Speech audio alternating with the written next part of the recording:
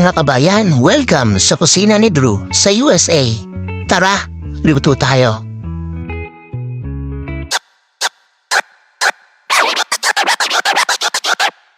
Habang nagkakabat nga pala ako ng dalawang itlog ko at nakatambay, bigla akong may naisip.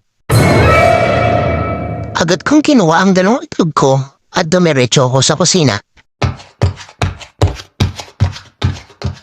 Lulutuin ko na lang kayong dalawa. Total wala naman kayong mga silbi. Aba, tatakbo pa kayo Jam kayo. Kaya, dali-dali akong pumunta sa rep ng kapitbahay namin para tignan kung ano yung laman ng rep nila. Naghahanap nga pala ako dito ng sibuyas at kamatis. Sila na ngayon yung magpartner, hindi na sila magpartner ni Bawang. Break na sila, kaya sibuyas at kamatis na lang ang kinuha ko. Sa maduming kawali, ilagay lang natin siya sa ibabaw ng washing machine. Tapos, dito, papaikutin lang natin siya ng 90 kilometers per hour. Naglagay na rin pala ako dito ng mantika mula sa pawis ng buhay ang hindi pa naliligo. Naglagay na rin pala ako ng 10 kamatis at 1/4 na sibuyas.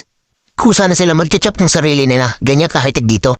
O diba ang bilis, paluto na agad, ganyan kahitig dito sa US. Kaya, kung ako sa inyo, pagluto na rin kayo ng mga itlog nyo. At kung isa ka sa mga natakam sa itlog ko, please follow, like, and share naman ang ating video. Salamat! Ito nga pala ang kusina ni Drew sa USA. Bye-bye! Maraming salamat sa panonood!